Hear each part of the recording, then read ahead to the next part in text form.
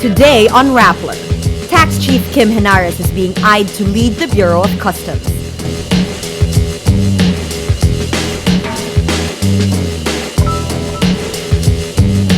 The police released sketches of 3 suspects behind Friday's explosion in Cagayan de Oro.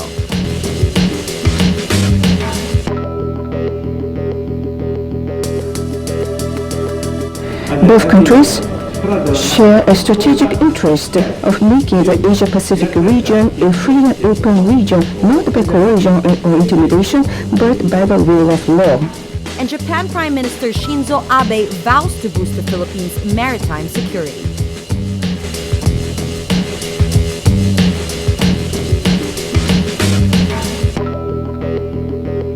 Hello, I'm Natasha Gutierrez sitting in for Maria Ressa. Welcome to Rappler, your social news network. Internal Revenue Chief Kim Henares is being eyed to replace Rufy Biazon as Commissioner of the Corruption-Plagued Bureau of Customs. 2 senior advisors of President Benigno Aquino tell Rappler Henares is being considered for the post to reform the Bureau. The move comes after the President hit Customs for corruption in his 4th State of the Nation address. Replacing the Customs Chief is one of the many reforms the government is planning for the agency. Other officials are expected to be replaced as part of the agency's revamp. Sources tell Rappler as many as 50 officials may be booted out of the Bureau in an attempt to reform the mindset and culture of the agency. Professional services firm CISIP Gores Velayo chair Cirilo Noel says talk that Henares would be the next customs head had been circulating for around 2 or 3 months. Henares earned a reputation for being tough, a key figure in the Aquino administration's efforts to improve the country's revenue collections. In the days after the president's address, Biazon dropped hints he is on his way out. Earlier this week, Biazon told reporters, I hope you would not take it against me if sometime in the near future I would hang up the gloves, because sometimes you begin to think if this is all worth it. 2 other customs officials, Danilo Lim and Juan Lorenzo Taniada, also offered to resign, but Malacanang says Aquino has not yet decided on whether or not to retain them. Tax Chief Kim Henares says it's up to President Aquino to determine who heads the Bureau of Customs. Henares says Malacanang has not asked her about taking over the post, but adds she is open to the possibility, saying, I'm here to serve the country and serve the President. I believe it's the President's call where he needs any of us. Henares says she will remain focused on her current role at the Bureau of Internal Revenue. Under her watch, the BIR regularly files charges against allegedly erring individuals. The Bureau also improved its collections, unlike past leaderships which missed targets. The Philippine National Police releases composite sketches of 3 male suspects 3 days after a bomb exploded in Cagayan de Oro City. All 3 suspects are unidentified and described by witnesses as medium-built and fair-skinned. PNP Chief Alan Purisima declines to give more details, saying they do not have sufficient evidence. Purisima adds the case is being investigated. We want to complete our data first, so once it's completed, we will discuss details of the incident.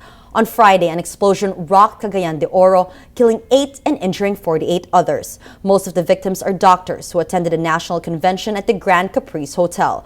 Purisima says the police are also looking into the actions of first responders and police officers to determine who ordered the cleanup of the crime scene.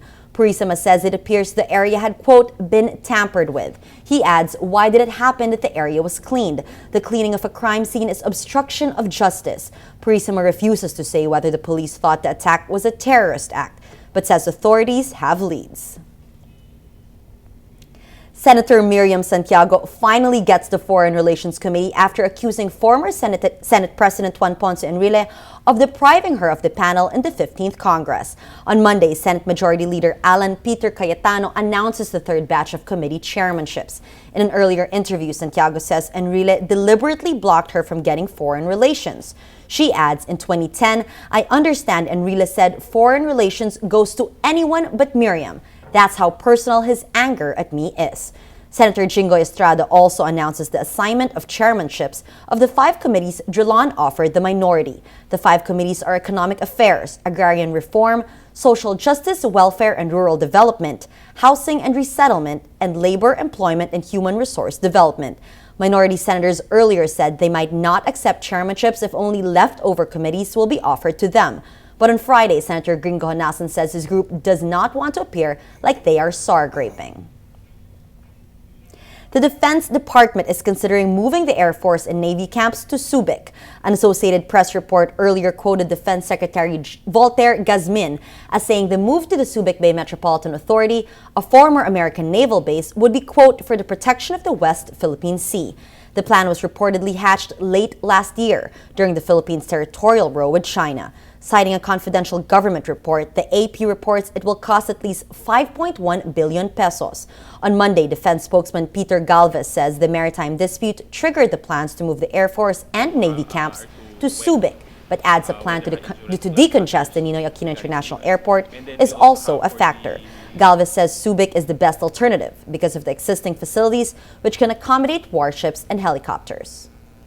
May existing runway na doon, deep water port, we don't have to replicate those. So, cost savings yan for our armed forces. It's a very strategic location to address whatever issues there may be in the west side of our country.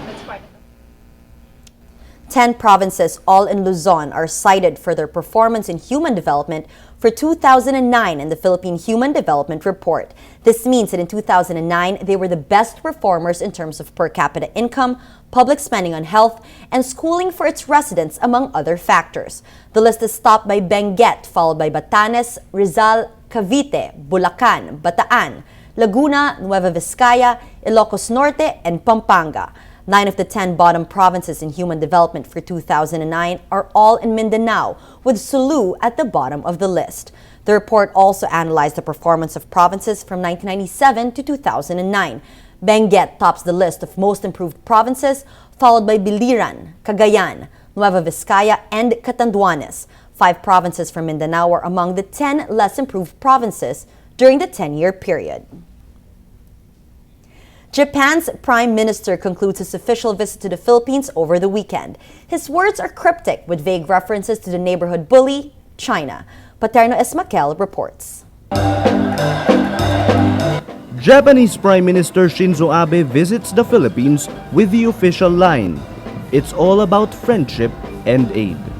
Abe meets with Philippine President Benigno Aquino and pledges more help, including boats and communication systems. Like the Philippines, he also vows to uphold international law. Japan and the Philippines, as neighbors connected by the sea, developed a long history of friendship. Both countries share a strategic interest of making the Asia-Pacific region a free and open region, not by coercion or intimidation, but by the rule of law. Abe promises other forms of aid, such as a credit loan for disasters, a topographical map of Mindanao to help in the peace process, and more flights to the Philippines to improve tourism. Going forward, I want to strengthen the relationship with the Philippines in all areas, including politics, security, economy, and people-to-people exchange. Analysts agree security is the real reason for Abe's visit. It's part of the strategic partnership between Japan and the Philippines, which involves boosting maritime defense. Japan is in a hostile dispute with China over the Diaoyu or Senkaku Islands. The Philippines and China are locked in a dispute over the West Philippine Sea or South China Sea. Japanese studies expert Lydia Yu Jose says it's mere image building. So I'm not happy about that strategic partnership because it will not solve the issue. The territorial disputes will remain there. That's the basic reason. Another reason is you only provoke China. And it's not good to provoke China. We better engage China, better keep on talking with China. Jose is on one side of the raging debate in the Philippines on how to handle China. Former President Gloria Arroyo used the strategy of engagement, but President Benigno Aquino departs from that thinking. The Philippines, like David challenging Goliath, filed a historic case against China before a UN tribunal. For Aquino, the old saying, "keep your enemies close," may not be enough. It's now, the enemy of my enemy is my friend. Mabuhay, kapay. Paterno Esmaquel, Rappler, Manila.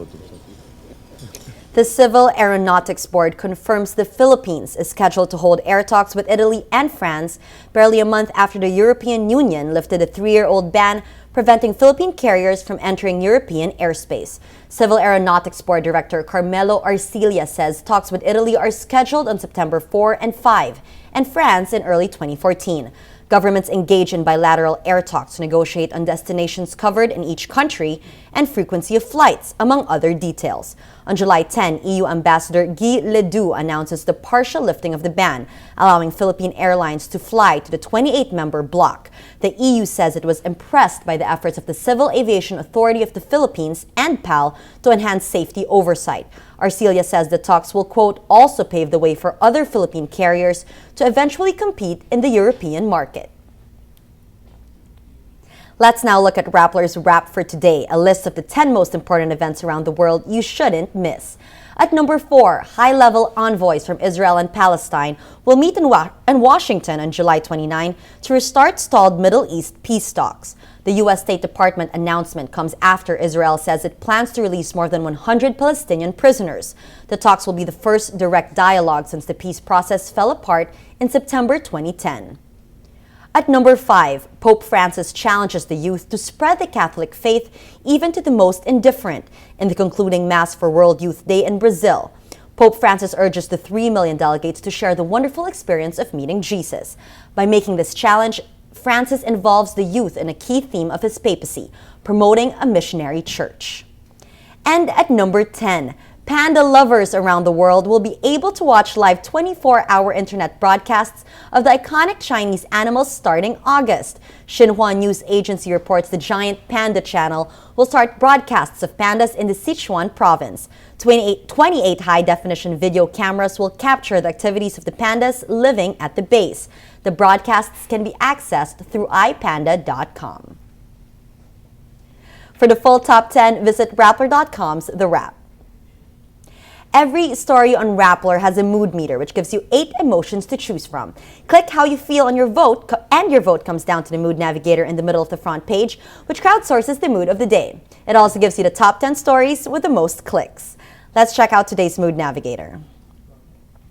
A quick look at the Mood Navigator shows different colors of circles. Over here, a red circle of a story that came out over the weekend. Napoleon's daughter blogs about lavish lifestyle. This has 87% of people feeling angry, and not much else. Over to the left, a circle of a different color, also a story from the weekend. President Pacquiao, why not, says Manny. This has 67% of people feeling annoyed, 14% of people feeling afraid, and 11% of people feeling angry. And over to the right, today's top story, this one is a green circle. Kim Henares eyed as customs chief. This has 78% of readers feeling happy and 8% of people feeling amused. All contributing to the mood of the day. Today, most people are happy. That's Rappler's Newscast for today, Monday, July 29, 2013. Visit Rappler.com and watch our newscast Monday to Friday. Tell us how you feel on our mood meter and help us crowdsource the mood of the day. I'm Natasha Gutierrez. As we say at Rappler, tomorrow begins today.